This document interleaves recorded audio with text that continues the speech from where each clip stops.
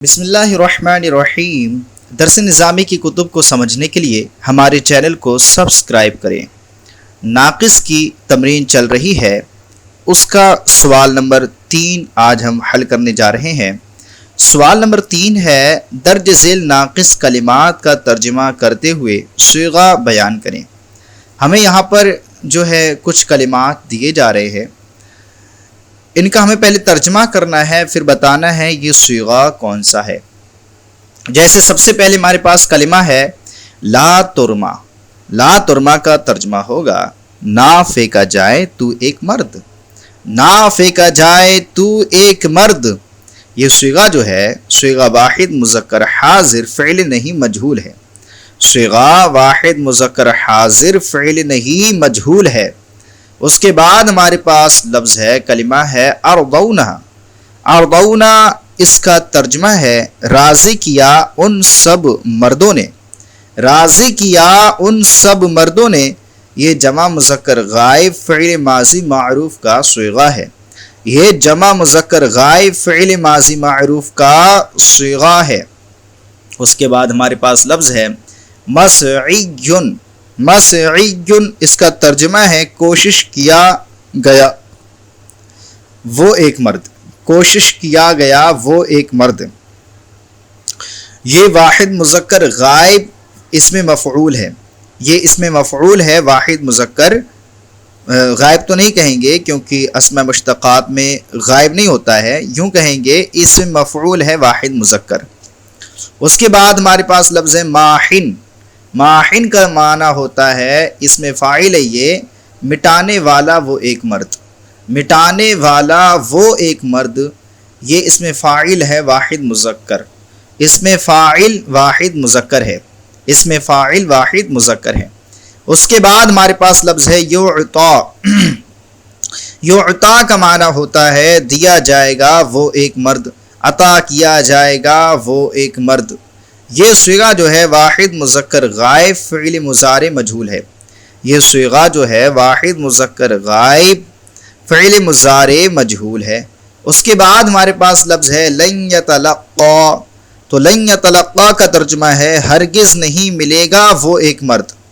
ہرگز نہیں ملے گا وہ ایک مرد، اور یہ صیغہ جو ہے واحد مذکر غائب فعل نفی بلند معروف ہے۔ واحد مذکر غائب فعل نفی بلند معروف ہے۔ اس کے بعد ہمارے پاس لفظ ہے لیتناجین۔ لیتناجین کا ترجمہ ہے ہرگز سرگوشی نہیں کرے گا وہ ایک مرد۔ ہرگز سرگوشی نہیں کرے گا وہ ایک مرد۔ یہ صیغہ جو ہے واحد مذکر غائب فعل مضارع لام تاکید بنون ثقیلہ معروف ہے۔ یہ صیغہ جو ہے واحد مذکر غائب فعل مضارع لام تاکید بنون ثقیلہ معروف ہے۔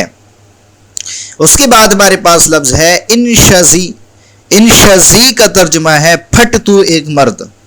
پھٹ تو ایک مرد، اور یہ صیغہ جو ہے واحد مذکر حاضر فعل امر معروف ہے۔ یہ صیغہ جو ہے واحد مذکر حاضر فعل امر معروف ہے۔ اس کے بعد سوال نمبر 4 ہمارے پاس ہے تدعونا اور ترمینا کیا کیا صیغہ ہو سکتے ہیں اور ان کی اصل کیا ہے۔ تو ہمیں بتانا ہے تدعونا کیا کیا صیغہ ہو سکتا ہے، ایسی ترمینا کیا کیا صیغہ ہو سکتا ہے۔ تو تدعونا جو ہے یہ جمع مذکر حاضر بھی ہو سکتا ہے اور جمع مؤنث حاضر بھی ہو سکتا ہے۔ توجہ، یہ جمع مذکر حاضر بھی ہو سکتا ہے، جمع مؤنث حاضر بھی ہو سکتا ہے، اور تدعونا کی اصل ہے تدعوونا، یعنی عین پہ پیش ہے، پھر عین کے بعد ایک اور واو ہے اور اس پہ بھی پیش ہے، پھر واو ساکن، عین پیش او، واو پیش وو، عوو، تدعوونا۔ تدعونا کی اصل ہے تدعوونا۔ اور ترمینا جو ہے یہ واحد مؤنث حاضر بھی ہو سکتا ہے اور جمع مؤنث حاضر بھی ہو سکتا ہے۔ یہ واحد مؤنث حاضر بھی ہو سکتا ہے اور جمع مؤنث حاضر بھی ہو سکتا ہے، اور اس کی اصل ہے ترمینا کی ترمیینا، یعنی میم مکسور جو ہے اس کے بعد ایک اور یا ہے جس پر کسرہ ہے، پھر یا ساکن۔ یعنی میم زیر می، یا زیر یی، می یی، ٹھیک ہے، ترمیگینا، تو یہ اصل ہے اس کی، یعنی ایک اور یا ہے اس پر کسرہ ہے، پھر یا ساکن ہے۔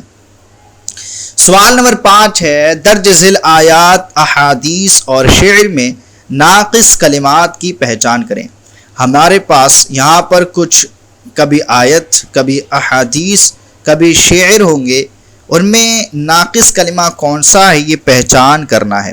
تو سب سے پہلے ہمارے پاس آیت کریمہ ہے وَسَقَاهُمْ رَبُّهُمْ شَرَابًا طَهُورًا، تو یہاں پر جو ناقص کلمہ ہے وہ ہے سقاہم، وَسَقَاهُمْ۔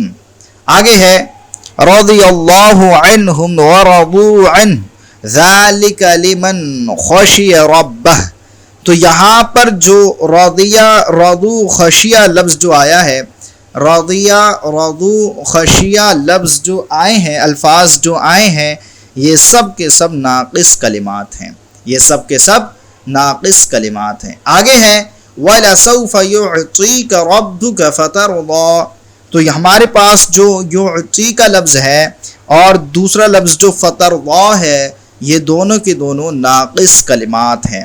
یعطی کا، فترضیٰ، یہ دونوں کے دونوں ناقص کلمات ہیں۔ اس کے بعد ہمارے پاس آیت کریمہ ہے وَمَا تَدْرِي نَفْسٌ بِأَيِّ أَرْضٍ تَمُوتُ، تو یہاں پر جو تدری لفظ آیا ہے یہ ناقص کلمہ ہے، یہ تدری جو ہے یہ ناقص کلمہ ہے۔ آگے ہے قَالَ أَلْقِهَا يَا مُوسَىٰ فَأَلْقَاهَا فَإِذَا هِيَ حَيَّةٌ تَسْعَىٰ، تو یہاں پر جو القیہا لفظ آیا، القی لفظ آیا، القا لفظ آیا اور تسعی لفظ آئے، یہ الفاظ سب کے سب جو ہے ناقص کلمات ہیں۔ القی، القا، تسعی، یہ سب کے سب ناقص کلمات ہیں۔ اس کے بعد ہمارے پاس جو ہے آیت کریمہ ہے فَقْضِ مَا أَنْتَ قَاضٍ إِنَّمَا تَقْضِي هَذِهِ الْحَيَاةَ الدُّنْيَا، تو یہاں پر جو فقدی لفظ آیا، قاضٍ لفظ آیا اور تقضی لفظ آیا، یہ تمام کے تمام الفاظ تینوں فقدی، قاضٍ، تقضی، یہ ناقص کلمات ہیں۔ اس کے بعد ہمارے پاس آیت کریمہ ہے ارجعی الی ربک راضیۃ مرضیہ، تو یہاں پر جو راضیۃ مرضیہ جو لفظ آئے ہیں یہ دونوں کے دونوں ناقص کلمات ہیں۔ اس کے بعد ہے اذا قضى الله لعبد ان يموت بارض جعل له الیہا حاجہ، تو یہاں پر جو قضیہ لفظ آیا، قضا لفظ جو آیا، یہ ناقص کلمہ ہے، ناقص کلمہ ہے۔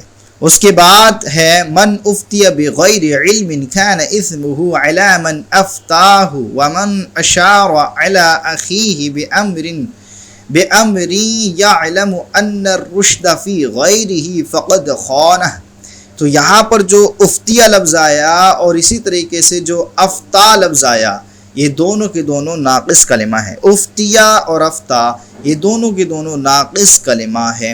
اس کے بعد ہمارے پاس ہے ان اللہ قال اذا ابتلیت عبدی بحبیبتیہ فصبر عودتہ منہما الجنہ یرید عینیہ، تو یہاں پر جو لفظ ہمارے پاس ہے ابتلیت، یہ ناقص کلمہ ہے، ابتلیت یہ ناقص کلمہ ہے۔ اس کے بعد ہے فلا تعد ولا تحصى عجائبها ولا تسام على الاكثار بالسام، تو یہاں پر جو لفظ فلا تعد ہے ولا تحصى ہے، فلا تعد ولا تحصى یہ دونوں کے دونوں ناقص کلمہ ہے۔ تو الحمدللہ عز و جل آج کا سبق ہمارا مکمل ہوا۔ امید کرتے ہیں کہ آپ کو یہ سبق سمجھ میں آیا ہوگا۔ اگر سبق سمجھ میں آیا ہو تو پلیز ہمارے چینل کو سبسکرائب کریں اور اپنے دوستوں کے ساتھ شیئر کریں۔ السلام علیکم ورحمۃ اللہ وبرکاتہ۔